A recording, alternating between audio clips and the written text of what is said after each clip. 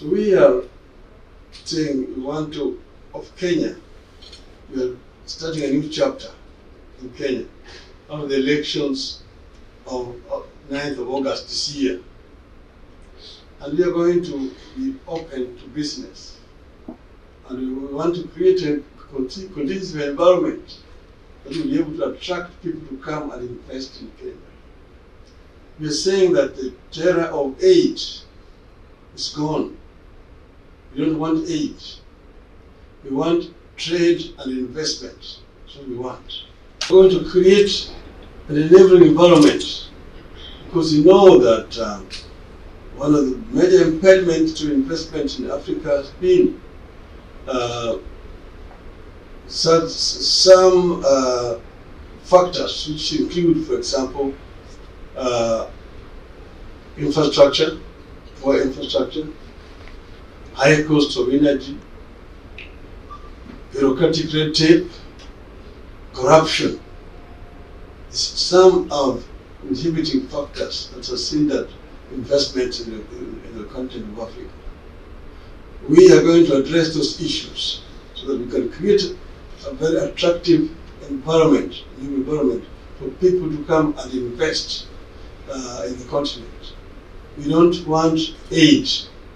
We don't want aid because aid has been pumped in the African continent. It has become a bottomless pit without much to show for it. Do not left debts. Countries became hippies, highly indebted countries. So now, with the changes that have come as a result of the struggle of the African people, and particularly with the fall of the Berlin Wall, that wind of change that was blowing in Eastern Europe came also to blow in the African continent.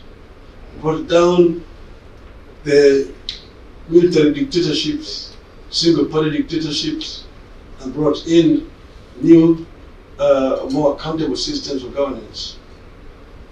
Transparency, accountability, and good governance became the order of the day.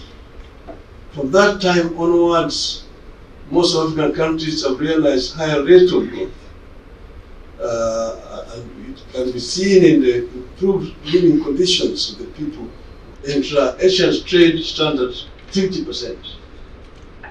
Even in South America, 25%. Some people have been saying that Africa does not trade much with itself because they produce almost the same things.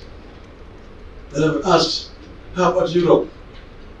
European countries also produce the same things, yet they trade very much among themselves. What has been established is that inter-African trade has not been widespread because one lack of proper infrastructure. That makes trading very difficult. That's why the African Union identified this area and came up with a program for African infrastructure development, PIDA. And this PIDA has identified several components. The inter-African highways, which will connect the continent south to north. You go to Cape to Cairo highway, Tunis to the Cape highway, Dakar to Lagos, Lagos to Mombasa, Dakar through Khartoum to Djibouti. This is one of the major intra-African highways. Then there are African high-speed railway network, which are projected to connect the continent. One coming from Cairo along the capital, the coastal of West Africa, North Africa, up to Lagos to Cairo. There's one coming from the port of Beira, Mozambique, across southern Africa up to the port of Walvis Bay in Namibia. Another one, which we call LAPSET, the Lamu Port, South Sudan, and the Ethiopia Transport Corridor.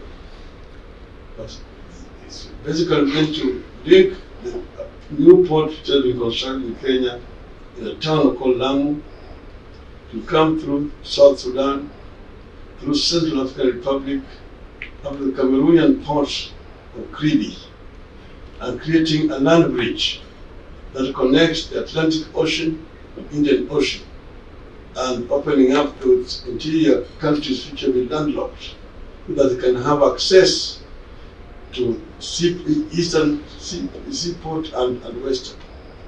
The goods coming from the east, from India, from Japan, from China, and from the Middle East will come to Lamu port and then can be transported across the continent by rail.